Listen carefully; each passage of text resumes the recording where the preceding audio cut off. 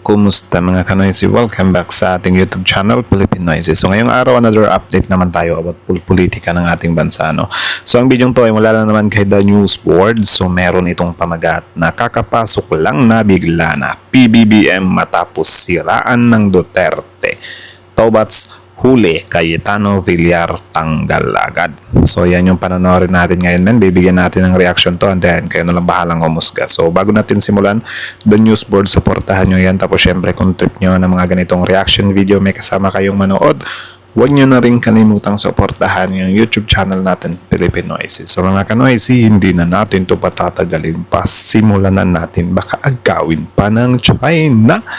Again, ang pamagat ng video ito, kakapasok lang na bigla na PBBM matapos siraan ng Duterte. Tobats huli, Cayetano Villar tanggal agad. Diyos ko dahil bakit tanggal agad? So again, The News Board, Filipino Noises, like, comment, share, subscribe, start. Ito ang mainit na balita at trending ngayon sa mundo ng social media. Matapos langawin ang mahiwagang Senate hearing ng mga alipores ni Duterte, abay galit na galit itong si Bato at gustong kaladkarin ang mga cabinet members ng Pangulo. Kaya naman Ito din yung isa sa ano dyan, ewan ko kung nakakatawang isipin, pero halimbawa ganyan, diba, since wala nang pumunta, nag-absent yung iba na pinapatawag, galit na galit si Tobats. Ewan ko lang kapag siya na yung ipatawag soon, tapos hindi din siya pumunta. Ewan ko na lang kung anong reaction ng mga supporters nila, no? Like ganyan din naman yung nangyayari kila Kibuloy, kila Harry Roque, 'di ba? Na pinapatawag hindi naman pumunta. Yung mga vloggers nila, 'di ba? Nung pinapunta doon, hindi din pumunta. Tapos parang wala nga silang say doon, 'di ba? Tapos ngayon kapag yung kalaban nila yung hindi pumunta, ayun, may say na sila. So pakinggan natin si Mr. Senator. tukan ni attorney itong kayabangan di umano ni Bato. Nasa kanya po yan. Kung magpapasupina siya, siguraduhin lamang din po niya na siya po ay magpapakita. Hindi po ba niya natatandaan na Hala. nagkaroon ng hearing? Siya po yata Diba? That was an opportunity. Diba? Para magtanong. So wag niyo pong sisihin kung ngayon po ay hindi umaten ang mga cabinet officials natin sa pangalawang hearing po. 6 na oras po ang naging hearing nung una. Sana po dumating siya, nagpakita siya, para po nakapagtanong siya na maayos. Dapat malaman din po ni na So I think ang ibig sabihin ni Attorney Claire dito is bakit nung first hearing wala ka? E di sana natanong mo sila. Diba? Tapos ngayon, nawala na sila, saka ka naman daw pumunta. So I think parang yun yung tinutumbok ni Attorney Claire. Executive privilege ay matagal na po rin inayunan ng Supreme Court. Marami na pong kaso na nadesisyon na ng Supreme Court. Nandiyan po ang Senate versus Ermita. Ang executive privilege ay patunay lamang po according to the Supreme Court decisions na ito po ay maaaring i-invoke ng ating Pangulo at ng kanyang mga high-ranking Nako. officials. Especially kung ito ay mga patungkol sa deliberative process privilege, presidential communications privilege, or state Tama. secrets privilege. So sana po mabasa niya. Actually, may comment na si Senate President Chis Escudero dyan na parang, parang magko-conflict or parang magka-crisis sa Constitution if ever na payagan yung di ba, yung grupo nila Senator Amy na imbestigahan yung mga opisyalis ng Po ang Pangulo. mga kasong ito para po siya maliwanagan. To the rescue naman itong si Amy at Cayetano na halatang kampon ng mga Duterte. Mantakin nyo naman na gustong Nako. imbestiga si General Torre at panagutin umano sa panggigipit sa kanilang bossing Kibuloy at Digong. Kaya naman buwelta sa kabalbalan ng mga alipores ni So kayo ba men, if ever kayo yung tatanungin, agree ba kayo doon na paimbestigahan si Torre dahil sa pagkakadakip kay FPRRD pati na rin kay Kibuloy? Comment down below. Duterte. Pero mo, yung nakaamba, yung warrant sa ICC, siya pa yung lakas ng loob na manakot ng subpoena, di ba? Siya pa yung nananakot. Ano yan style bulok? No? Iba't ako makikipag-style bulukan, di ba? Pag Senate hearing, syempre may Yun control lang. narrative, yung chairman. Pwede kang barabarahin Kaya nauunawaan ko bakit ayaw na nilang dumalo. Mukhang klaro naman, unless ikaw ay talagang DDS, mukhang klaro naman yung purpose nung hearing. No? Yun naman yung purpose no? Yan yung pangit kapag ganyan men, magkakagulo talaga sila sa loob kapag yung mga senador natin may kanya-kanya silang sinusuportahan. Kasi kung maalala nyo dati yung nangyari kay Kibuloy, 'di ba naman yon si Robin Padilla at saka si Bato. 'Di ba? Parang sila din yung nasa side ni na Kibuloy. Alala nyo dati I think yun yung time din na nag-comment si Senator Robin na parang pinahiram daw si Robin ng helicopter tapos walang bayad. So I think parang doon niya sinabi na mabait daw si Kibuloy, 'di ba? Naalala ko pa nga dati, parang sinabi ni Senator Robin doon sa witness na kung ano daw, something witness, hindi magpakita daw ng mukha, something like that, na parang inaanyayahan niya pa yung witness na magpakita ng mukha, 'di ba? So man, iba yun. Na talagang mag-impute ng malis at saka violation ng due process doon sa pagkakahuli ng presidente, dating presidente, no, para in a way ay magpatuloy yung narrative na ito ay hindi usapin ng crimes against humanity. Ito ay hindi usapin ng crimes against humanity sa mga pamilya ng mga EJK victims. Kung hindi, ito ay usapin ng due process ng ex-president. Ito ay usapin ng matanda na kinidnap at nilabag ang mga karapatan. So doon nila labanan ito ng narrative. Tama nga narrative, tapos kumaga parang subjective siya ba? Kasi syempre sa mga solid DDS, para sa kanila, naagrabyado sa FPRRD. 'Di ba? Kasi yun nga yung the way na pagkakahuli niya na parang dinaan sa force. Kasi even si General Torre naman nagsabi no na parang forcefully na nila. Kasi parang need na talagang isakay. Biruin nyo, hapon pa, tapos inabot na ng madaling araw ata yun or sobrang gabi na talaga, 'di ba? So kaya ginamitan ng force. So para sa mga DDS, yun yung tinitingnan nila na part na dito natin hahanapan ng butas yung pagkaka-arrest kay FPRRD, 'di ba? Pero sa mga victim naman ng mga family ng victim ng EJK, para sa kanila is parang goods na din yun, 'di ba? Na parang at least nahuli, 'di ba? Kasi kung kayo ba do you think if ever hindi nahuli si FPRRD nung time na yun, do you think magpapakita ba yan? 'Di ba?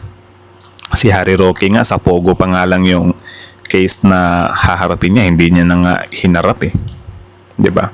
Si Senator Bato parang na nga nagbubuk na, 'di ba? Ng hotel doon sa Senate.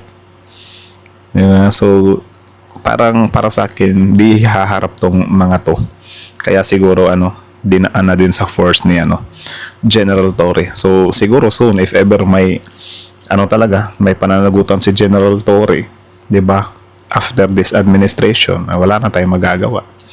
Parang yun na din yung yun na rin yung way of sacrifice ni General Torre, mahuli lang or mapanagot lang tong mga taong to, 'di ba? So sana harapin din ni General Torre yan soon kasi parang ngayon kasi 'di ba parang ginagamit nila yung yung executive privilege ata yun, 'di ba?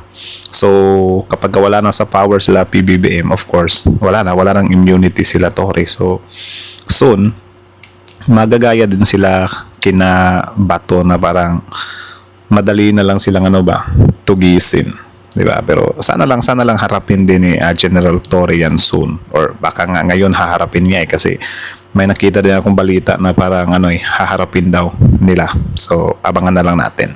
Diba? Yung Senate hearing ay pagpapatuloy ng ganung klaseng narrative. At hindi lamang naman yung gobyerno, kung hindi mga human rights groups, civil society, etc. ay gusto lang iwanan yung naratibo na yon. Kaya itong Senate hearing ay mga huling kislot ng ganung klaseng narrative. Dahil malaking bahagi ng ating bansa ay umalis na ron Hindi na pinag-uusapan yan Nakapagsalita na yung mga legal luminaries tungkol dun sa legality nitong pagka-arrest ni Digong, yung jurisdiction ng ICC kay Digong, yung pag-invoke ng International Humanitarian Law na naging Republic Act noong 2009, no? So ang dami ng mga dito usapin. At ang nakakalimutan, yung crimes against humanity. Doon na tayo pumunta. Actually, tinanggal nila yung crime against humanity, 'di ba? Parang doon na lang sila nagpo-focus sa illegal arrest. Paano kung hindi dinaan sa illegal arrest? So ano naman yung nila? Ano na naman yung stand nila? Of course, doon naman sila sa may magandang nagawa yung tao. Actually, may nakita nga ako nag-comment dito sa video natin. Sabi niya na ano naman kung totoo yung mga ibinibintang sa mga Duterte, at least meron silang nagawang maganda sa bansa, anak ng teteng, ayaw pang panagutin yung tao. Doon na papunta yung kaso. Hindi na itong mga debate na ito na alam mo naman sa Pilipinas, pag-uusapan yan forever. No? Pag-uusapan yan ng lahat ng tambay sa kanto. No? So, itong kay Amy ay paghabol dito. Lalo na dahil natanggal na siya o sinipa na siya sa administration slate. Ito yung kanyang bahagi ng Yun din. Tinanggal mismo, kapatid niya mismo yun So anyways, courtesy din pala kay former Secretary Ronald Llamas. So No, tuloy. sabi nga niya, darating din yung oras ng paghihigante. Eh, ito, sinisimulan na niya. So, yung bahagi na yun. Tingin ko, nauunawaan ko, dahil dun sa kanyang non-committee report. So, nakalagay doon, dyan sa report na yan, na may hatol na siya, na illegal yung arrest, no? Na violate yung human rights, walang due process. So, kung ako naman yung Actually, for me, parang, sige, sabihin na natin for the sake of argument na violate yung human rights. Pero, bakit nung yung taong yan, di ba, yung presidenteng yan, FPRRD, bakit wala sa kanila yung, naglakas loob na, ay, human rights yung ginagawa mo. Something like that ba? Di ba na, yun nga, libo-libo, daan-daan, libo-libo. Tapos ngayon si FPRRD lang, nakapokus lang sa human rights. Like, parang ang cringe pakinggan, di ba? My goodness. Ikaw siguro kapag ikaw yung family ng victim ng EJK, parang kikilabutan ka na parang, anak ng teteng, nananawagan sila ngayon ng human rights Tapos dati naman yung nasa power pa sila, wala naman silang pake sa human rights, 'di ba? NFF pa nga ni FPRD yung 'di ba? Yung human rights. 'Di ba? secretary, ano ang gagawin ko ron? Eh, may hatol na. No? So, gagamitin lang ako para suportahan yung kanyang hatol. Diba? Actually, kung titilad-tiladin mo yung apat, meron kang 26 sentences ni Bongo na binabasa, tapos meron kang napasusunod. Binilang yung sentence ni Bongo Natawa nga din ako sa sabi ni Bongo na parang, grabe, kahit sige, sabihin na lang natin, kahit hindi presidente, ordinaryong Pilipino, ipapadala doon sa dahig or sa dayuhan, di ba? Parang ang saklap, something like that. Sabi ko naman, sino ba namang ordinaryong tao yung itutulak doon, di ba? sa dahig, parang si FPRD lang naman yung ginanyan kasi grabe naman talaga yung ginawa niya. Like, parang nasa untouchable mode pa siya, especially ngayon. Sobrang dami niya pa ring supporters. 'Di ba? So, wag niyong ihalin tulad si FPRD sa ordinaryong tao. Kasi hindi siya ordinary. Yung threat niya na isasampi na niya itong mga tinetreat. Tapos meron ka na ambassador of Jesus Christ na kung ano yung mga sinasabi. Hindi ko nga alam. Baka kumpati siya na dito sa mga sinasabi niya No? Tapos andyan si Aimee. Nasaan kaputak yung nino? Oras ng paniningil. Yun ang sabi niya. Oras ng paniningil. Pero ito daw si Wow. Torre, kung ano daw pinagsasabi, hindi daw pinapagalitan. Bakit? Ano bang mali sa mga pinagsasabi ni Torre Cayetano? Sabi ni Cayetano, Torre has been effective with recent arrests. Can he arrest himself if cited in contempt? Wow. May halong pagbabanta, mga kabunyog, mga kababayan. Kasi nga, hindi umaten si Torre sa pagdinig kahapon. Cayetano, Torre Ano has yun? been effective with recent arrests. Can he arrest himself if cited in contempt? Wow. Tanong ni Cayetano, pwede bang ang utusan kong hulihin ni Gentore si Gentore? Sabi ni attorney, wow. So, why not sabihin din natin na if ever nandito na yung ICC warrant para kay Senator Bato, since former PNP chief naman siya, why not ipahuli din natin si Bato sa sarili niya, kay Senator Bato din. I think applicable din yun. ewan ko. Parang ang weird ng ganyan Pwede bang ang utusan kong hulihin ni Gentore si Gentore? Nasa sayo na lang yan. 'Di ba? Pero I think ang weird niyan. Parang din yun yung nangyari kay Sen Jinggoy na kunyari si PBBM yun. Huhulihin mo ba? Of course, huhulihin. If ever mapatunayan na may kasalanan. 'Di ba? Alangan namang magbulag-bulagan ka. Yan yung nangyayari ngayon sa time ni FPRD. Bulag-bulagan. Like, pati mga senator, like, for example, sila Senator Robin, kahit na wala, harap-harapan yung mga ebidensya sa sa confidential funds. Wala, magno-no daw sila sa impeachment. Diba? So, parang ganyan lang din. Hay. May halong pagbabanta, mga kabunyog, mga kababayan. Kasi nga, hindi umaten si Torre sa pagdinig kahapon. Ngayon, binabantaan nila Cayetano, nila Aimee Marcos, at ni Bongo, na isusumpi na, i-issuehan ng arrest warrant, isa-cite in contempt. O ngayon, ang pang-iinsulto ni Cayetano, kapag ba nag-issue ng arrest warrant para kay Torre dahil isa-cite siya in contempt, aarestuhin niya ba ang sarili niya? Pwede ba laking pang-iinsulto ni Caldero Cayetano? Ganun yung ganun yung line ng kanyang argumento. Caldero Cayetano. Sinong Caldero Cayetano? Torre daw magaling mag-aresto. Inaresto si Kibuloy, inaresto si Duterte. Paano daw kung may warrant of arrest na din si Torre dahil isasite siya in contempt ng Senado? Aarestuhin niya rin daw ba ang sarili niya? Luko-luko tong si ano eh. What if gagawin ni Torre yun? So, bibilib ka na kay Torre? Ha? Do you think? I think bibilib na si Senator Cayetano dyan. If ever, hulihin ni Jen Torre si Jen Torre. Kasi bilib na bilib siya nung nahuli ni General Torre si Kibuloy at saka si FPRD. Tsaka hindi lang yan, may idadagdag pa diyan. 'Di ba? Hintay-hintay lang tayo doon sa iba pang may warrant ng ICC. Tapos ngayon kapag si Jen Torre, huhulihin daw si Jen Torre. Well, kung isasabina nyo din naman siguro si General Torre, of course, pupunta siya dyan. So, ang short or ang ang tamang term naman siguro doon sa word ni Cayetano na huhulihin ba ni General Torre si General Torre is about yun sa surrender. Kung surrender ba si General Torre if ever may sabina na. I think surrender siya. Kasi syempre, administrasyon naman nasa administrasyon pa naman sila, 'di ba? Tapos hawak pa naman siya ni PBBM. I think susurrender siya. Ang tanong, bibilib ka na ba nun? So, naman, yung kay Bato naman, huhulihin ba ni former PNP chief Bato, si Senator Bato, if ever meron ng warrant? Hintayin natin yan, men, kung itatanong niya yan soon. Luko-luko tong si Caldero eh. Grabe maka-insult. Unang-una, yung hindi pag-attend ni General Torre, order yun ng Malacanang mismo. Kasi nagsabi na, si Executive Secretary Lucas Bersamin walang a-attend na official ng Executive Department. Ini-invoke nila ang Executive Privilege. Mga confidential na information sa foreign relations, sa national security, ang inuungkat nila Cayetano, nila Bato, nila Bongo, at saka ni Aimee. Ngayon, hindi na umattend si Torre kasi nga, may nagsabi na si Executive Secretary Lucas Bersamin. O ngayon, under ang PNP ng DILG. Ang DILG naman under ng Executive Secretary at ng Presidente. O kanino susunod si General Torre? Susunod siya sa hepe niya, sa chief ng PNP, si Marbil. Sino naman ang chief ni Marbil? DILG, Secretary. Si John Vic Rimulya.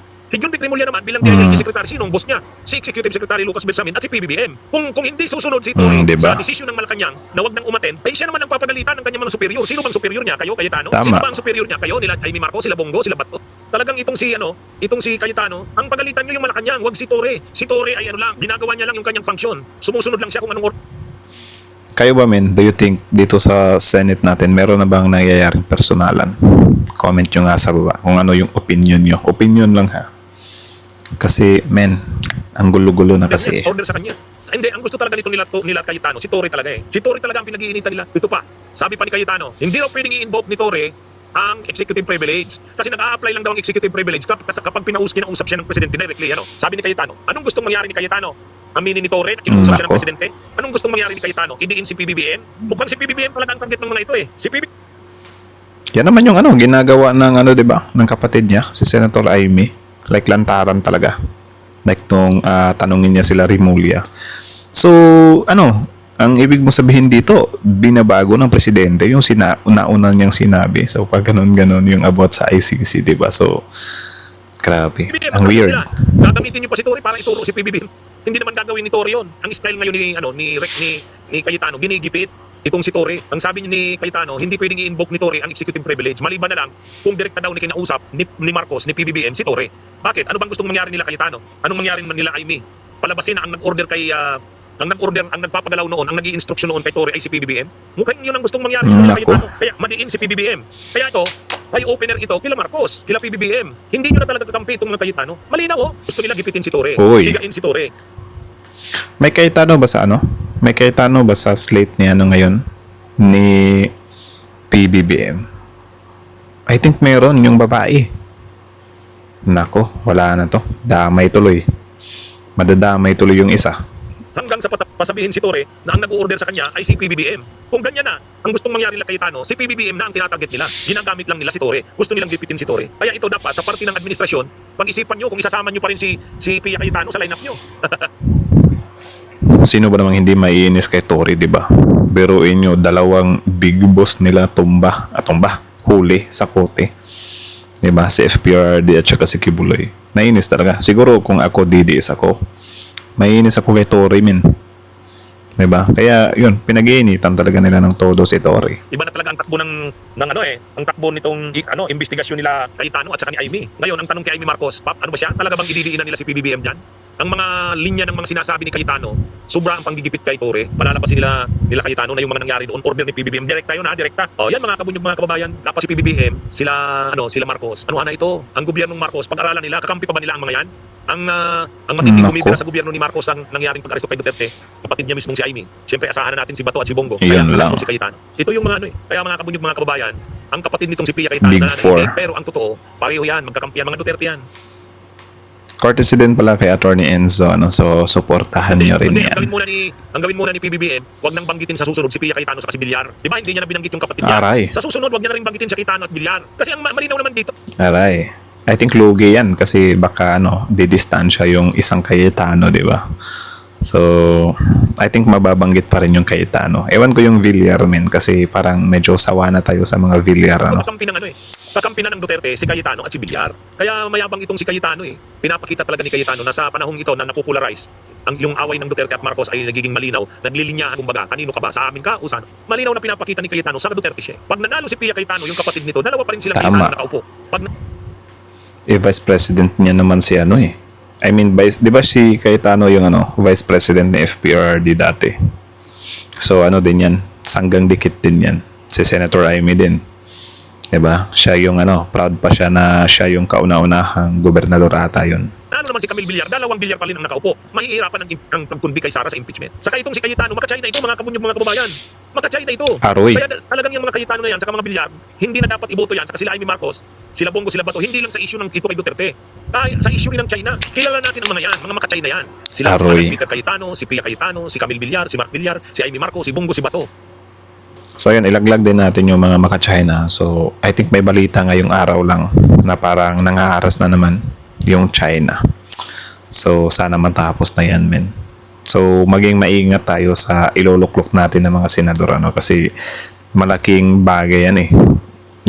Kung pro-China yung ilalagay natin, wala, mas lalo lang gugulo yung bansa natin. Napakalinaw mga maka-China yan, mga kabunyog, mga kababayan. Kaya dapat na talaga, huwag nang lutuan itong mga... Aroy. So, yun lang naman mga kanoisis. So, kayo na masasabi nyo dito, comment down below. Tapos yun, pag-usapan natin yan sa comment section. So, again, ang video yun ay mula kay The News Board. So, supportahan nyo yan. Original video link in the description box below. Tapos syempre, bago nyo iwan yung YouTube channel natin, Pilipinoise, don't forget to like, comment, share, subscribe. So, kita nyo naman yun, men. Comment nyo sa baba. Original video link in the description box below, ha. So, kita nyo naman yun, men. Ibang klase talaga. Hay, pinagtutulong-tulungan talaga nila, So, ang lang dito, men, syempre, pinag-iinitan nila ngayon si Tore. Sino bang hindi iinit yung ulo kay Tore, di ba? Especially kapag lantarang, DDS ka. Na parang dalawang nasa kapartido nyo yung nahuli na. Tapos, parang I think, masusundan pa yan. Di ba? Si Senator Bato. Soon, if ever dadating na dito yung ICC warrant niya, wala na. Good luck, papi na yan. Diba? So, enjoy na lang. So, parang may nakita nga din akong video diba? Kung maalala nyo, dati, tinanong din si Tore, General Tore ni Senator Chingoy Estrada na if ever si BBM yun, kuulihin mo ka. So, may pag ganon pa. So, ngayon, nag-viral naman na may mga gumagawa din ng mga videos about doon kay Senator Chingoy at kay General Tore kasi parang, ibinasura nga yung graph ata yun. Kalimutan ko. Yung kay Estrada. So, it means tuloy yung kaso doon. So, parang ang naman nila doon is, mukhang may huhulihin na naman si Tore. So, may pa ganon pa. So, about naman dun sa sa pinagsasabi ni Senator Cayetano, iba din kasi parang I think nagagalingan siya sa ginawa ni General Tore na nahuli niya nga si FPRD, nahuli niya din si Kibuloy. Tapos ngayon, I think yung challenge niya, huhulihin kaya or mahuhuli kaya ni General Tore, si General Tore. So kahit medyo nakakatawa yung statement na yun, pero kung iisipin mo, I think surrender yon, di ba, na parang if ever isabpina, kasi hindi nga sila nagpakita, di ba, sa second hearing, if ever isabpina daw si General Torre, pupunta ba? So dalawa lang yan, nakadepende yan kung ano yung iutos ng nasa taas ni General Torre, kung pupunta ba siya or hindi. Kasi ipinaliwanag naman dito ni di ba, ni Attorney Enzo, na parang yan ay utos lang, 'di ba? So kung hindi susundin ni General Torre yan, is siya yung malilintikan. Tapos yung executive privilege din, 'di ba? So parang ginamit din nila yon. So ewan ko kung nakakaano ba, pero maraming nakakapansin dito na parang ginawa lang nila yan kasi wala, halatado talaga sila na sumusuporta sa dating Pangulo. Diba? Biruin nyo yung nagkasa ng hearing na yan, si Amy Marcos, Senator Amy Marcos, Senator Cayetano, si Senator Bato, si Senator Bongo. So isipin nyo yan, yung mga comment ng tao dito. Huwag iboto ang mga Cayetano. Asan ang 10K Cayetano? Hinahanap pa rin yung 10K. Hoy Cayetano, ibigay mo na yung 10K na promise mo sa amin. Uy, solid PDP laban para sa sambayan ng Pilipino. Oy, may DDS dito. Ang cute ng mga DDS mo kang kawawa. Sen Amy got a different color. Wag sana. Wala na, different naman talaga. Kumalas naman na siya. Ewan ko kung kumalas or tinanggal. Dalawa lang yun. General Torre, I salute you. So yun nga about naman dun kay General Torre. Siguro ngayon, parang mapoprotektahan pa siya ng administrasyon or yung executive privilege yung about sa arrest kay FPRD. Pero soon after ng administrasyon na to, 2020, I think 3 years na lang yung hihintayin. Talaga malilintikan talaga si General Torre dyan. Magigisa talaga siya dyan.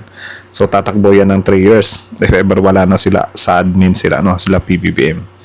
So sana lang lang natin na malampasan ni General Torre yan or harapin niya. 'Di ba? Tapos malampasan niya. Kasi kung magtatago din siya, parang na lang din, wala na siyang pinagkaiba kina Bato. So doon na lang talaga natin malalaman 'yan. Nakakalungkot lang talaga dito is yung mga senador natin is parang may iba't ibang sila, paniniwala sila. Parang naulit na naman yung yung nangyari kay Kibuloy dati, na si Kibuloy, tapos may dalawang senador na nagstand, 'di ba, sa panig ni Kibuloy, si Senator Robin, si Senator Bato, 'di ba, na parang wala, mahalata mo rin talaga na doon nga sila kampi. Kasi kung maalala nyo dati, sabi ni Senator Robin, yung witness parang inaano niya na magpakita ng mukha. Paano kung takot siya na mapiligro yung buhay niya, pipilitin mo, 'di ba? So dapat intindihin yung ganun, kasi di rin biro maging witness Kaya nga dito sa bansa natin or kahit sa ibang bansa, sobrang takot sila na mag-witness talaga kasi pwede silang madedo anytime 'di ba? Tapos ang gusto ni Senator Robin parang ipakita yung mukha, 'di ba? Yung witness against kay Kibuloy. So yun, malinaw yun na suporta. May pasabi-sabi pa nga si Senator Bongo na nung second hearing na wala daw pumunta, sabi ni Bongo, nakakasad, nakakalungkot kasi para tayong pumunta sa birthday party tapos walang umaten. Ganun. Akala mo naman talaga sa grupo nila or sa pangkat nila, sa team nila, akala mo naman talaga lahat ng iniimbitahan sa kanila ay pumupunta. Doon pa nga sa mga vloggers nila, wala nga silang say doon Hindi nga sila na nakakalungkot naman yung sa Tricom, hindi pumunta. 'Di ba, yung mga vloggers. Si Harry Roque, wala nga silang comment kung bakit hindi pumunta si Harry Roque, 'di ba? Tapos ngayon, kapag sila yung some kind upper hand, wala. Nalulungkot sila. Nalulungkot sila kapag walang pumupunta. Anak ng teteng lang, 'di ba? So yun lang naman. So kayo, anong masasabi nyo dito? Comment down below, tapos yung pag-usapan natin yan sa comment section. So again, the news board, supportahan nyo yan. Original video link in the description box below. Also courtesy na rin kay Attorney Enzo, kay Secretary Ronald Llamas, tapos Meron ba si Attorney Claire? Yeah, support nyo na rin Attorney Claire and then Filipino Noisy. So, that's it. Mga Kanoy, thank you so much for watching. Filipino Noisy is out.